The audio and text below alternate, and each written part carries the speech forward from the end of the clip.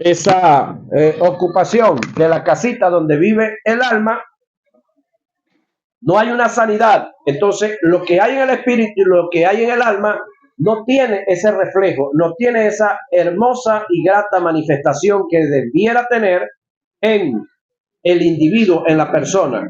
Porque nosotros los espirituales logramos entender y ver lo espiritual, percibirlo. Pero en el caso de los carnales no. Los carnales que necesitan ver obras naturales. Y cuando hablamos de la sanidad física, la sanidad del cuerpo, estamos hablando de obras naturales, señoras y señores. Seguimos avanzando sobre el tema. Ahora, el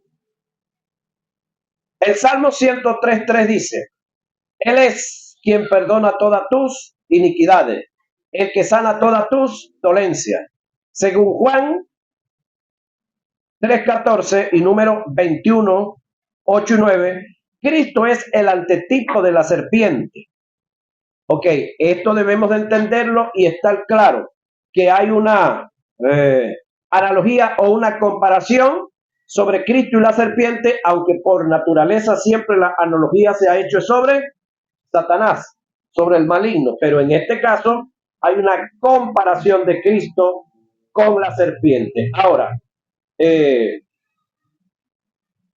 y como Moisés levantó la serpiente en el desierto, es necesario que el Hijo del Hombre sea levantado para que todo aquel que en él cree no se pierda, mas tenga vida eterna. ¿Sí? Juan 3, 14 y 15, según estos textos paralelos en la cruz, Dios en Cristo perdonó el pecado y sanó la enfermedad. Isaías 53, 4 y 6, perdón, 4 y 16, da testimonio y afirma que aquel que llevó tu pecado también llevó tu enfermedad. A continuación, vamos a hacer una exégesis de Isaías 53 para entender con precisión cómo la sanidad tiene relación con la salvación. En el verso 3 dice: varón de dolores. Originalmente quiere decir varón con muchos dolores o cargado de dolores. Luego dice experimentado en quebrantos. Originalmente quiere decir familiarizado con la enfermedad. El término que se utilizó del hebreo fue cola. Fue el mismo que se utilizó en el verso 4 para hacer referencia a la enfermedad. Después dice: fue menospreciado y no le estimamos. Originalmente expresa, sufrió el desprecio, el abandono y no le tomaron en cuenta. En el verso 4 dice: ciertamente como para no dejar duda de su obra vicaria, la cual fue una realidad, llevó él nuestras enfermedades. Es importante destacar en este caso que el pronombre nuestras es enfático, es enfático. Él llevó, eran nuestras, al igual eran nuestros dolores. También debemos reparar en este detalle el verbo llevar. El detalle, el texto original en el hebreo aparece nasa, término que indica quitar, extirpar. Texto original, término airu, fue el equivalente en griego que utilizó Juan para dar testimonio de Jesús como Cordero de Dios que quita el pecado del mundo, teniendo el mismo valor y significado que en el hebreo Juan 1:29. El verso 5 dice: mas el herido fue por nuestras rebeliones, ¿sí? De quien podemos aprender una gran verdad, sí. unimos los dos pasajes, podemos darnos cuenta que Jesús, conforme quitó el pecado, quitó la enfermedad. Juan 1:29, Isaías 53:4. Los mismos términos en sus equivalentes fueron empleados en ambos pasajes para referirse a quitar tanto el pecado como la enfermedad. Indica que de la misma forma que fuimos libres del pecado, lo fuimos de la enfermedad.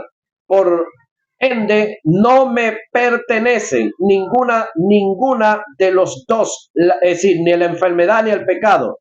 Las escrituras afirman que el dolor fue suyo en relación a la enfermedad como consecuencia del pecado nuestro. Es de hacer notar que el término herido originalmente no se escribe así. En el hebreo se utiliza el término mejoral, el cual indica clavado o traspasado. Continúa diciendo, molido por nuestros pecados. Originalmente indica, el Redentor fue aplastado por nuestras perversidad y innata. Porque lo sabemos, en el hebreo el término molido es originalmente el cual significa aplastar, triturado totalmente. Luego dice, el castigo de nuestra paz fue sobre él, con lo que originalmente se nos dice que el castigo que condujo a nuestra paz cayó sobre él. Debemos tomar en cuenta lo siguiente, el término paz tiene una rica variedad de significados, los cuales no solo indican paz, sino salud, bienestar, prosperidad, plenitud. Esto indica que el pasaje quiere decir en todas sus extensiones el castigo nuestro para que tuviéramos paz, salud, bienestar, prosperidad en toda su plenitud cayó sobre él. Luego dice, por sus llagas fuimos nosotros curados. Primera de Pedro 2:24. El término utilizado es heridas, mientras que Isaías utiliza el término llaga. Cuando hacemos una exégesis de estos dos términos, desde el punto de vista etimológico, los pasajes quieren decir lo siguiente: por sus sufrimientos integral, el cual vino sobre todo su espíritu, alma y cuerpo, fuimos nosotros restaurados integralmente en el espíritu, en el alma y en el cuerpo. Lo otro que hay que entender, que los términos heridas y llagas no se limitan a las perforaciones hechas por los clavos, tampoco a los hematomas ocasionados por la flagelación. Los términos originalmente tienen que ver con el dolor y el sufrimiento integral que pasó Jesús en todo su ser. El grave problema de la iglesia está en la enseñanza. Nos dijeron que la salvación se limita solo a la vida eterna, es decir, a la parte espiritual, y nunca incluyeron la sanidad. Nos conformamos con la vida eterna, no importando no importando enfermarnos o no. Creo que así como resistimos al pecado en nuestras vidas y nos sentimos mal cuando fallamos, de la misma manera debemos resistir la enfermedad, ya que esta es parte de la maldición. Vivir enfermo no nos condena ni nos hace unos malditos, oiga esto, pero sí nos cercena nuestra bendición, llevándonos a caminar en terrenos de maldición y a su vez atenta en contra de nuestra vida, dejando de ser fructíferos en la obra de Dios. En conclusión, debemos entender que la salvación abarca sanidad también, que no solamente tiene que ver con su cuerpo, no solamente tiene que ver con su alma, no solamente tiene que ver con su espíritu, sino que es una salvación integral, entendiendo lo siguiente, que la enfermedad viene por causa del pecado. Una vez que el pecado es erradicado, una vez que el pecado es extirpado, una vez que somos libres de el pecado, entonces también ese derecho viene, en ese derecho viene incluida la sanidad. El detalle es que hay ciertas enfermedades que están viniendo a nosotros o ciertas deficiencias que las vemos como una enfermedad, perdón, y que vienen por causa de violar principios, principios alimenticios, principios de exceso de trabajo, principios de falta de trabajo, principios de no dormir correcto, dormir demasiado. ¿Qué otro? Ayúdenme. No comemos para alimentarnos, sino que nos hartamos de otra cosa, o no comemos por pichirre, tacaño, y así sucesivamente. Entonces, hay ciertas cosas que estamos haciendo que luego producen deficiencias en nosotros, o en este caso de nuestros niños. Una de las cosas que veo con cierta tristeza es que los padres, con tal tener a los niños quietecitos, no les importa que boten un palito de chupete y meterle el otro. Así como antes, cuando la gente fumaba, que con el cigarro que estaba botando prendía el otro. Bueno, así hay muchos padres que tienen a los niños. Están botando una palito la chupeta y ya le están zampando al otro. Ya va, ese poco de dulce, ¿usted cree que eso es bueno para el niño? ¿Sabe para quién es bueno? Para el bodeguero y para el que fabrica la chupeta. Excelente. Pero para el niño no. ¿Qué tenemos entonces si un niño todo el tiempo lo tenemos comiendo dulce? Un diabético, impotencia, y ahí no tiene culpa el diablo, ni tiene culpa Dios tampoco. ¿Quién tiene culpa? El que puede decirle que no a ese niño, porque el niño, si lo dejan rueda libre, pues le da, pero el único que puede decirle no es papá, es mamá, es el tío, el abuelo, el que esté representando, el que esté criando a ese niño. Entonces, ¿de qué tipo de clase de enfermedad nos libró Cristo en la cruz? Ya acá acabamos de ver parte de lo que tiene que ver que la sanidad es algo integral. Sí, sanidad integral es espíritu, que el espíritu estaba enfermo con el pecado. Una vez que fuimos libres del pecado, entonces viene un proceso de sanidad en el alma. La sanidad en el alma tiene que ver con sacarnos de la ignorancia para entonces estar en el conocimiento de las cosas. Luego de tener conocimiento, tenemos que asumir la responsabilidad de lo conocido, de no estar haciendo las cosas que sabemos que nos dañan, que a la larga nos van a producir enfermedad a nosotros y a los de nosotros. Ahora, también esa buena educación en el alma, esa buena disciplina en el alma para alimentarnos correctamente, va a producir entonces en nuestro cuerpo salud correcta, salud física. Ahora, que hemos violado antes de llegar a Cristo una cantidad de principios, ok, podemos pedir perdón. Estábamos en ignorancia, podemos pedir perdón. Y las misericordias, pues, de Dios nos alcanzarán. Pero cuando ya no estamos en ignorancia, cuando ya tenemos el conocimiento de las cosas y seguimos porfiando, entonces, ¿quién nos puede salvar?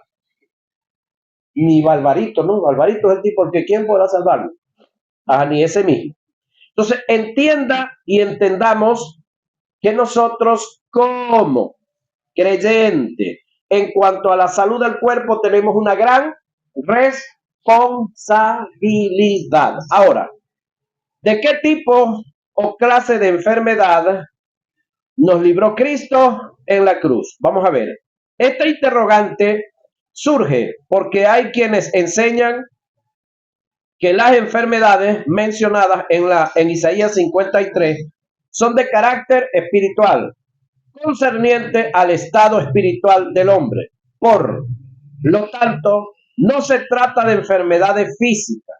Si analizamos Mateo 8, 16, 17, Las enfermedades mencionadas en Isaías 53 son de carácter físico, de no ser así, porque en el libro de Mateo, cuando Jesús sanaba a los enfermos físicamente, hace referencia a Isaías 53. El texto dice, para que se cumpliese lo dicho por el profeta Isaías, cuando dijo, él mismo tomó nuestras enfermedades y llevó nuestras dolencias. Si analizamos o si hacemos un análisis de los dos pasajes antes mencionados, nos podemos dar cuenta que las enfermedades mencionadas en Isaías 53 son de carácter físico y no se limitan a lo espiritual. Otros alegan que las bendiciones de sanidad que aparecen en Isaías 53 son solamente para los judíos, por causa de los pactos que Dios hizo con la nación de Israel. Por tanto, los gentiles no estaban incluidos en los pactos. Si esto es así, ¿por qué Pedro, en su primera carta dirigida a los creyentes ubicados en el Asia Menor, compuesta en un 80% por gentiles, los incluyó en la bendición de sanidad, de ser la bendición única y exclusiva para los judíos? Pedro no lo hubiera incluido, y menos como inspiración del Espíritu Santo para escribir tal verdad. El texto dice de esta manera, y por cuya herida fuisteis sanados. Primera de Pedro 2:24. Otros indican que fue una bendición que se desarrolló y tuvo cumplimiento en el ministerio de Cristo mientras Él estuvo en la tierra. Si es así, entonces en estos tiempos tampoco hay perdón de pecados. Es decir, si no hay sanidad para el cuerpo, tampoco hay perdón de pecados, porque ambos están incluidos en el pasaje de la salvación. Así como Cristo te perdonó llevándose el pecado, asimismo se llevó la enfermedad sanándote. El detalle es que tenemos una cantidad de estudiosos o analizadores de las verdades bíblicas que están haciendo análisis a medio camino. Uno de los graves problemas que tenemos en la iglesia es que le predicamos de salvación, de salvación, de salvación y de salvación. Excelente. Por eso la gente ha aceptado la salvación. Y nos basamos igual a la muerte de Jesús en la cruz del Calvario, a la Isaías 53, 4, 5 y 6, pero ya va. El texto me habla de salvación espiritual, pero el mismo texto debajo, lo que se conoce como el contexto, me habla de la salvación o sanidad del cuerpo. El detalle está que le depositamos fe al perdón de él y los pecados. Amén. De la misma manera que depositamos fe para el perdón de pecados, de la misma manera que aceptamos que si hemos pecado, Él nos perdona, de la misma manera que nos acercamos a Él en confianza, creyendo que Él nos va a perdonar, de la misma manera nos tenemos que acercar cuando estamos físicamente enfermos, aceptando que la salvación o la sanidad está en Él. ¿Sí? Ahora, como lo hemos expresado en varios textos, que Dios en este tiempo no está perdonándole pecados a nadie. En este tiempo Dios no está perdonándole pecado al mundo. Decíamos también que no está sanando a nadie. Bajo una verdad posicional. Es decir, el perdón del mundo entero espiritualmente es una realidad. Porque con la muerte y la resurrección de Jesús se compró perdón para el mundo entero. Bueno, la sanidad no escapa de la misma. Es decir, Dios en este tiempo no tiene que estar sanando a nadie. Ya la sanidad es un hecho real. Pero yo tengo que, en fe, aparte de conocer esto, aceptarlo y estirar la mano de la fe para traer del mundo divino la sanidad para mi mundo físico. Entonces, eso solamente se alcanza, así como se alcanzó el perdón y la libertad del pecado y de los pecados, también se alcanza la sanidad física para nuestro cuerpo. Entonces tenemos que aceptar estas verdades juntas. Es decir, así como la muerte produjo salvación y produjo perdón para nuestro espíritu, también la muerte produjo para nuestro cuerpo sanidad física y sanidad psíquica también. Entonces, esa parte debemos de tenerla, señoras y señores, bien clara para que podamos disfrutar la vida estando en salud. Ahora, no estamos diciendo con esto que nunca nos vamos a enfermar, pero cuando venga cualquiera de esas enfermedades, pues las podemos correr, las podemos echar fuera, porque no nos pertenecen. Así como cuando a usted le viene el deseo de pecar, cuando a usted se le despiertan las concupiscencias. ¿Qué es lo que hacemos cuando se despiertan las concupiscencias, Jonathan? Les abrimos las puertas, les acariciamos, les damos espacio, les ponemos una silla bonita para que se sienten los malos deseos. No, los reprendemos, los buscamos echar fuera, nos rebelamos en contra de ellos. Bueno, de la misma manera hay que hacerlo con la enfermedad, llámese como se llame. Ahora, Dios no es causante de la enfermedad. Óigame, Dios no es causante de la enfermedad.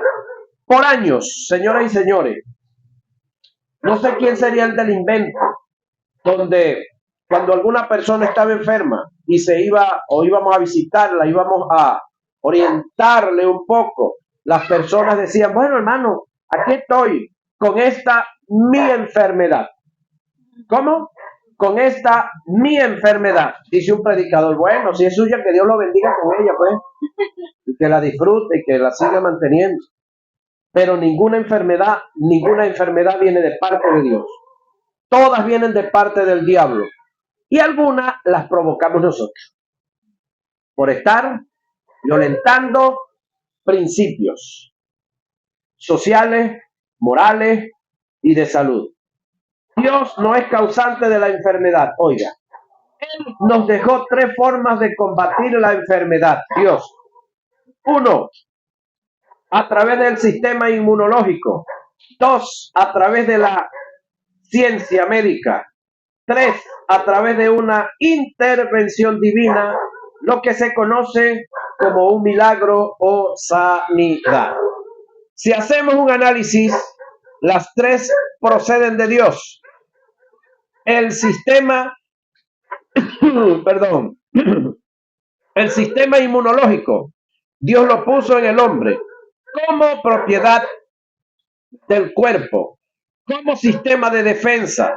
El sistema inmunológico, también llamado sistema inmune, es el método corporal, cuya función primordial consiste en destruir los agentes patógenos o infecciosos. La responsabilidad del sistema inmunológico es enorme y debe presentar una gran diversidad con objetos de reaccionar de forma adecuada con los miles de antígenos en contra de los patógenos o agentes infecciosos que pueden invadir el cuerpo. Aún no se conocen en su totalidad los mecanismos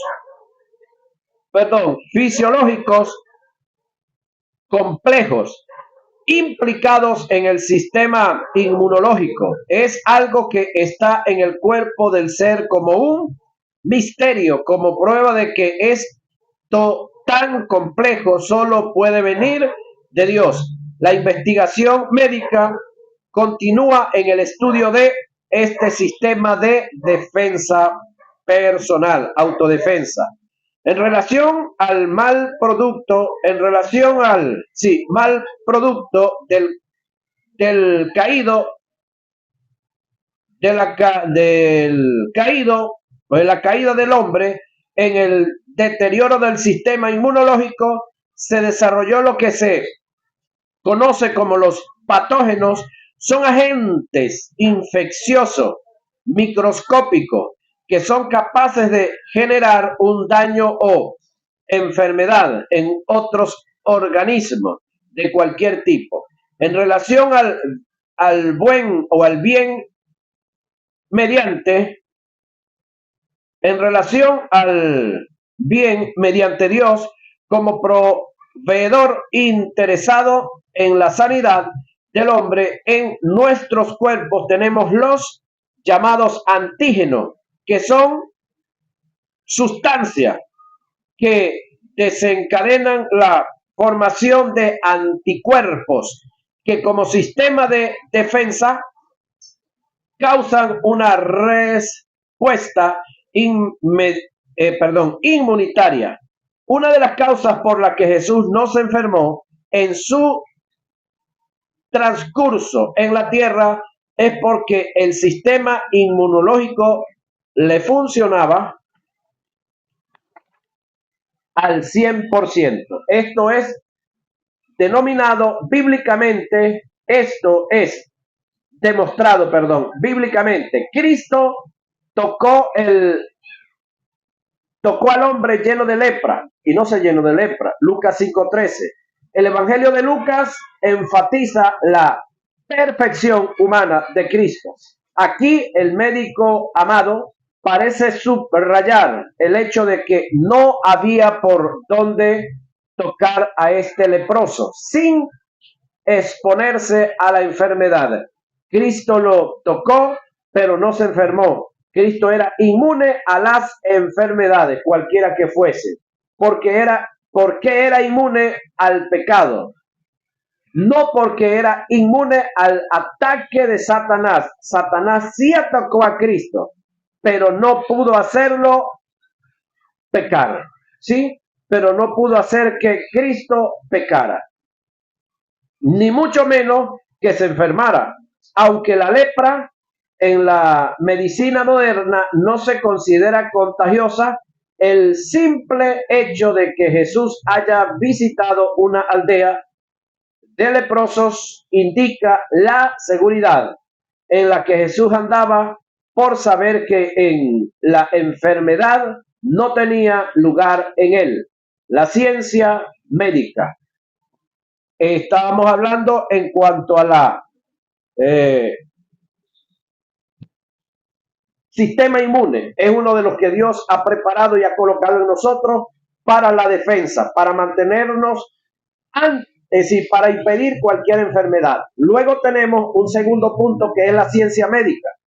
Esta reconoce en la rama de la farmacología que solo está como sistema de ayuda en lo científico, descubriendo un gran número de fármacos útiles para la sanidad, derivados de los materiales, plantas y animales. Como procedencia de Dios, la ciencia médica no tiene en lo absoluto en el aspecto farmacológico propiedades para sanar, solo descubre el cómo hacerlo y da medicaciones de lo que ya Dios hizo. No se descarta que en una intervención quirúrgica la ciencia médica pueda producir sanidad parcial y en el mejor de los casos completa. Pero creo que todo esto procede de Dios, la intervención divina en cuanto a el propósito de Dios para mantenernos sanos. Lo que se denomina como milagro, que viene siendo la suspensión, del curso ordinario de la naturaleza para que opere el poder sobrenatural de Dios. En cuanto a estas tres formas de adquirir sanidad, las tres proceden de Dios y debemos entender que todas las cosas que están en el propósito y la voluntad de Dios son buenas, agradables y de paso perfecta. Leamos los pasajes que lo confirman.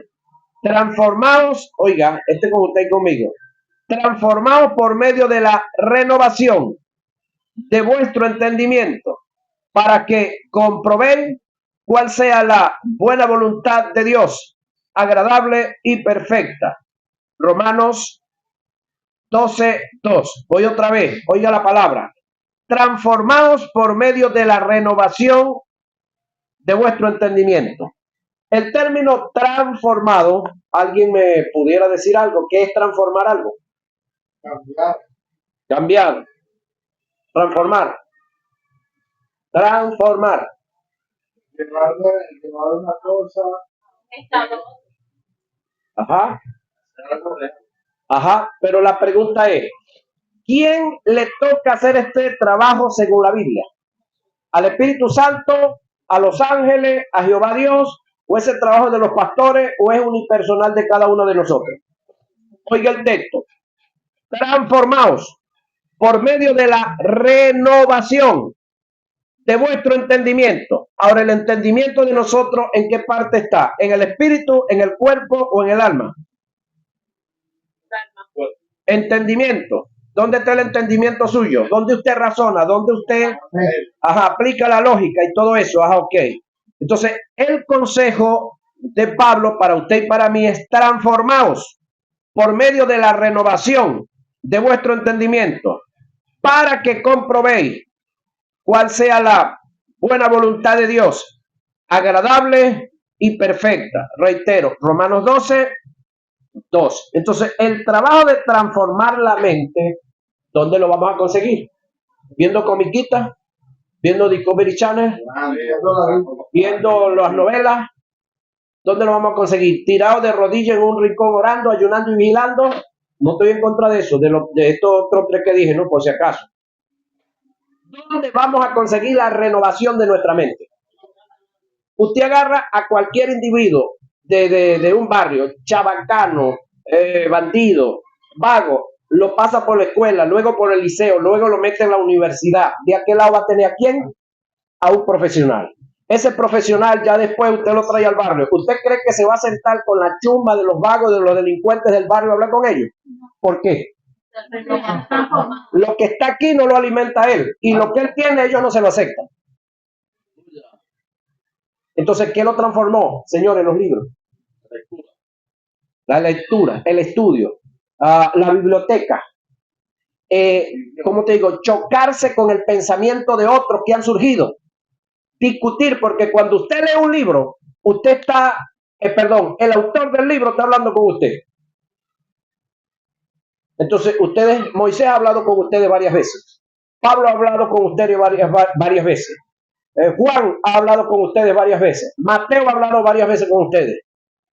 Jeremías y toda esa gente de la Biblia que usted ha leído los libros de ellos han hablado contigo varias veces. Ahora el detalle está, si yo no atiendo, o si yo no entiendo, si yo no escudriño y esculco eso y lo hago, óigame, parte de mi vida, ¿de qué me sirve?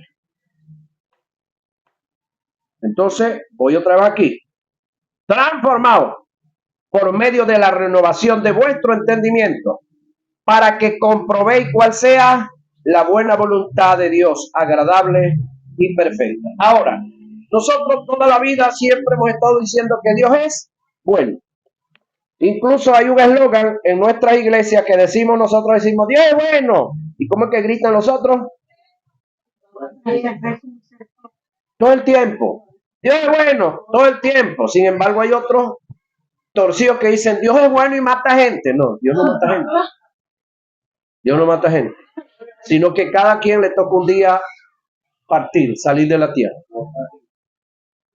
Y el lugar que ese individuo vaya a escoger, el lugar donde ese hombre decida irse, es el lugar por donde se va a ir, después que se muera. Es decir, Dios es tan bueno que nos echó a la tierra y nos dio libertad para que nosotros digamos y decidamos para dónde nos vamos. Si queremos seguir con Él, si queremos regresar al cielo, si queremos estar en su presencia, si queremos andar en su compañía, o nos queremos ir con el diablo. Eso lo decidimos nosotros. Imagínate la libertad que tenemos. Ahora, si después de estar salvo queremos seguir enfermos, Dios no tiene culpa. pero nos dejó escritos principios en las escrituras para que nosotros entendamos, captemos, nos apercibamos que de Dios no viene ninguna enfermedad, que más bien Él dejó mecanismos para combatirla. Pero que muchos de nosotros, por nuestra mente débil, mal enseñada, no educada, por no haber renovado nuestra mente por la escritura, entonces le seguimos creyendo a lo que nos dicen cosas de las cuales Dios no es para nada. ¿Sí? Ahora, es más fácil aprender lo malo que lo bueno, ¿verdad que sí? Usted tiene un niño suyo que usted lo va educando y chévere calidad. Déjelo ya donde un tío, donde un primo, donde un amiguito que sea inconverso, a ver qué trae. Pero a que lo suyo no fue y se lo enseñó y el otro se puso a hablar lo que el hijo suyo habla, no. Entonces, ahí es donde es la educación y la transformación es algo que tiene que ser constante, permanente, todo el tiempo que usted tiene que estar renovando esa mente, porque la mente usted la renueva, la lleva a un nivel, pero no crea que se va a quedar anclada ahí perfecta todo el tiempo, no. La mente es un área de nosotros que se puede corromper. Es decir, todo lo bueno que tenemos lo podemos corromper. Así como todo lo malo que hay, se puede corromper también. Es decir, lo malo lo corrompemos sacando lo malo y metiendo lo bueno. Entonces, para efecto de lo malo, está corrompido. ¿Sí? Es como, usted tiene amigos suyos, que cuando usted era inconverso, bueno, son altos panas, pero ahora en Cristo no. Y algunos le dicen, oye, hermano, tan chévere que tú eras, tanto que salíamos a bailar, tanto que salíamos a beber, y ahora tú no quieres hacer nada de eso con uno. Lavaron el cerebro. Ajá. Te lavaron el cerebro allá en ese rancho.